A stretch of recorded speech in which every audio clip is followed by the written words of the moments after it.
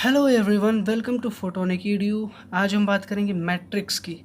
Matrix वो क्यानी रूप्स वाली नहीं, मैट्रिक्स रोज़ और कॉलम्स वाली, यानी कि मैथमेटिक्स वाली मैट्रिक्स की।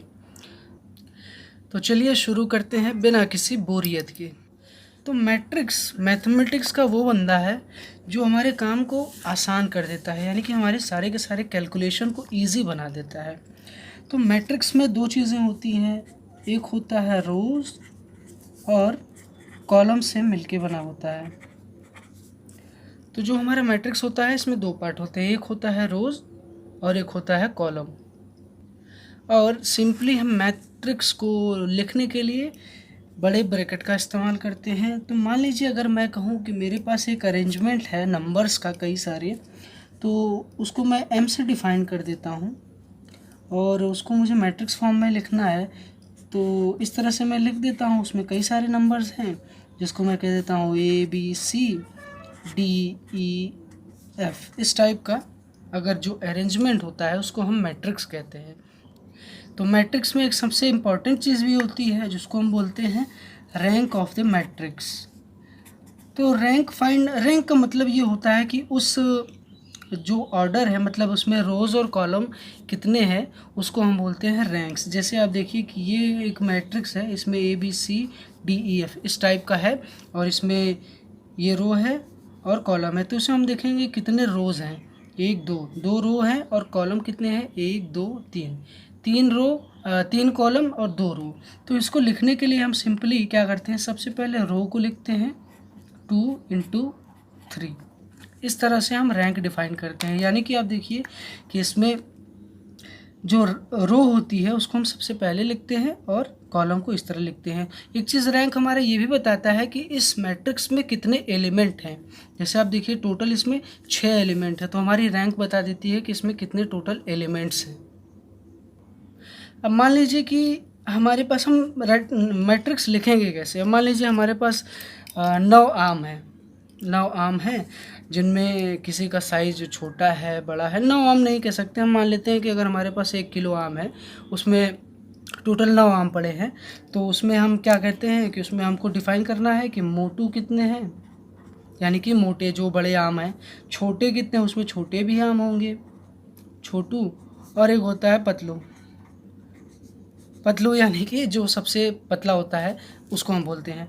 तो अब हमको एक आमों का जो थैला है उसमें हमने लेके आए और हम उसको डिफ़ाइन करना चाहते हैं, यानी कि अब हमको अलग अलग करना है। उसी हिसाब से हम क्या करते हैं, सबको उड़ेल देते हैं। और एक ये थैला है, इस थैले में है तो मोटू, छोटू और पतलू तीनों की हमने कैटेगरी बना दी। अब मान लिया हमारे मोटू में 3 आम है, 1 2 3। छोटू में भी 3 आम है, 1 2 3। पतलू में भी हमारे पास 3 आम है।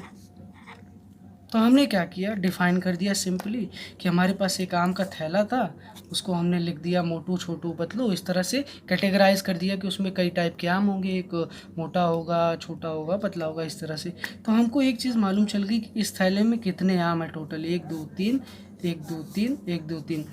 टोटल हमारा जो आम है वो हो गया 3 × 3, यानी कि 9 टोटल आम इस तरह से हो गए। तो हमने क्या किया, मैट्रिक्स हमारा जो थैला था उसको हमने अलग से डिफ़ाइन कर दिया कि हमारे पास अब अलग अलग कैटेगरी के हमारे पास आम हो गए और इसको हमें कैलकुलेट करना भी आसान हो गया। आप देखिए कि सभी की कैटेगरी अलग है और इनको अलग अलग करना भी आसान हो गया। तो इसी तरह से हम मैट्रिक्स का इस्तेमाल मैथमेटिक्स फिज़िक्स में भी करते हैं कि अगर हमारे पास बहुत सारे एलिमेंट्स हैं तो उनको हम मैट्रिक्स के फॉर्म में इस तरह से लिख देते हैं, उनको अलग अलग कैटेगरी में लिख के क्या करते हैं, अपना सॉल्यूशन निकाल लेते हैं, क्योंकि इस तरह से आसान हो जाता है ना कैटेगरी करना, इसीलिए मैट्रिक्स का इस्तेमाल करते हैं। ये तो बात हो गई मैट्रिक्स किस तरह से लिखते हैं और मैट्रिक्स के क्या क्या एलिमेंट्स होते हैं। अब बात करते हैं, अगर हमारे पास दो मैट्रिक्स हैं तो उनका एडिशन किस तरह से हम करेंगे। अब देखिए कि हमारे पास दो मैट्रिक्स हैं, एक है M, इसमें ABCDEF एलिमेंट्स हैं, और दूसरा मैट्रिक्स N है जिसमें XYZ और QWS टाइप के दो एलिमेंट्स हैं। इसकी रैंक है 2 × 3 की, इसकी भी सेम रैंक है 2 × 3 की। तो अब हमको क्या करना है, हमको दो मैट्रिक्स का एडिशन करना है, यानी कि m प्लस n करना है। तो उसके लिए हम क्या करते हैं, सबसे पहले हम क्या करेंगे, जब m क्रॉस n करना है तो हम पहले तो वो बना लेते हैं। अब देखिए कि मैट्रिक्स में रो और कॉलम तो हमने देख ही लिया।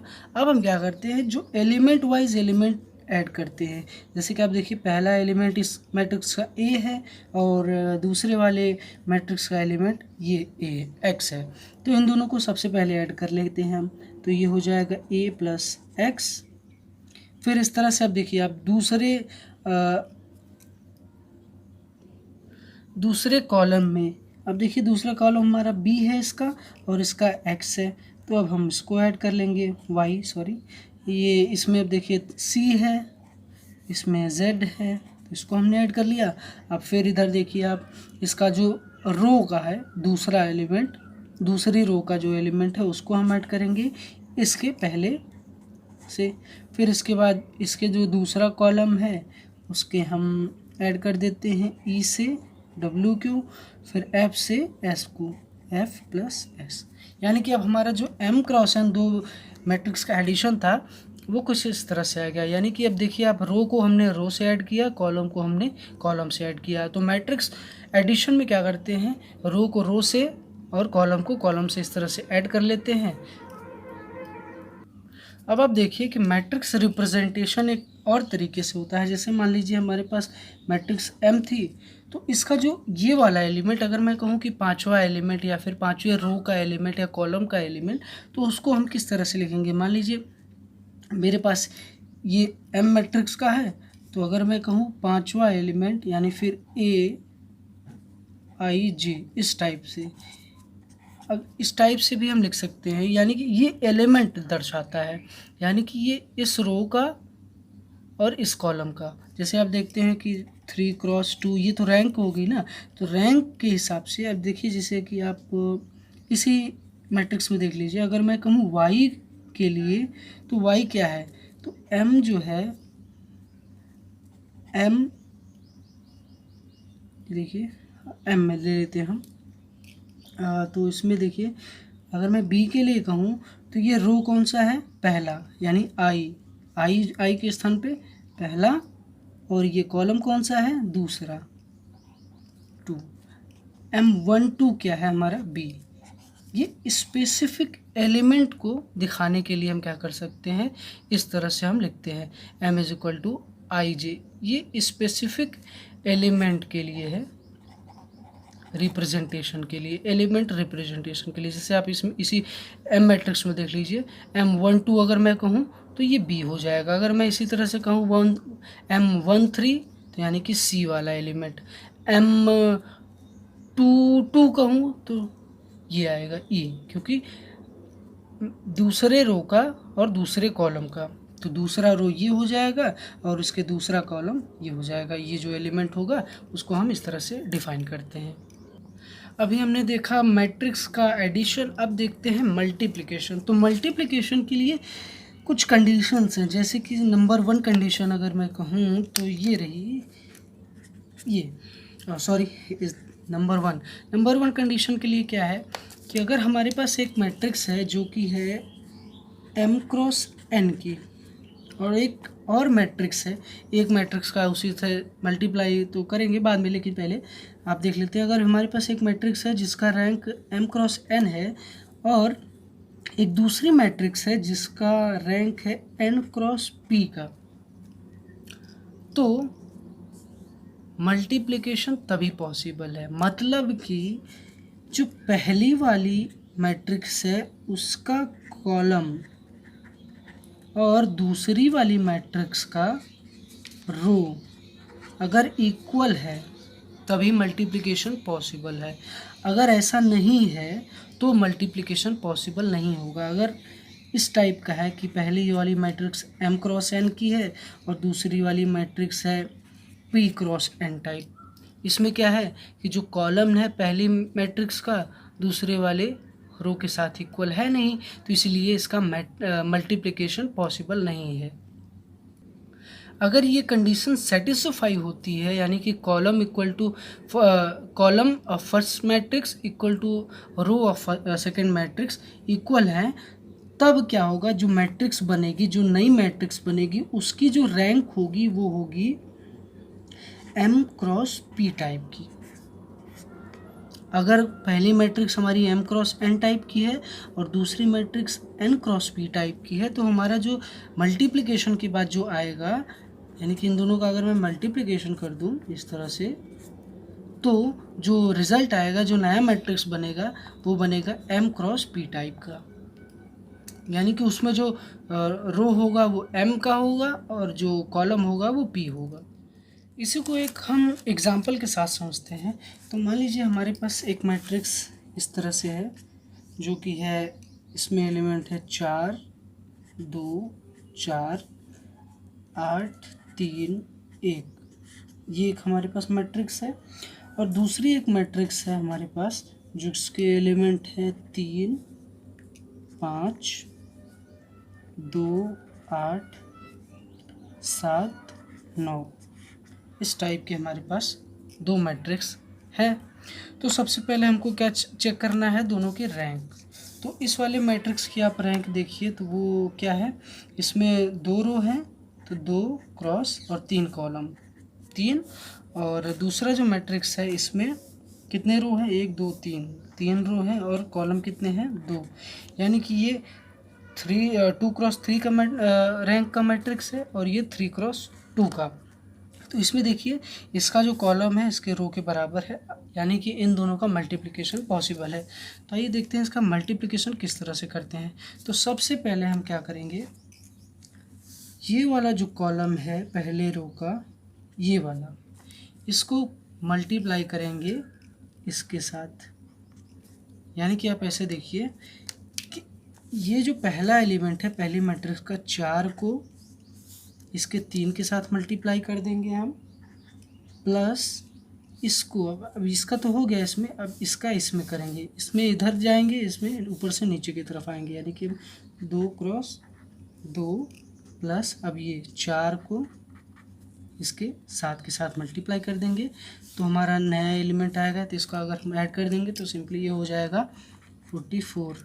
अब फिर उसके बाद अब क्या करना है, अब हमने इसका तो कर लिया, इसका कर लिया, फिर से हम क्या करेंगे, इस वाली मैट्रिक्स को इस वाले के साथ, दूसरे वाले कॉलम के साथ, यानी कि अभी देखिए इस कॉलम को इस कॉलम के साथ, यानी कि अभी देखिए 4 गुणे 5 प्लस 2 इंटू 8 प्लस 4 इंटू 9, ये करेंगे तो हमारे पास क्या आएगा, टोटल 72।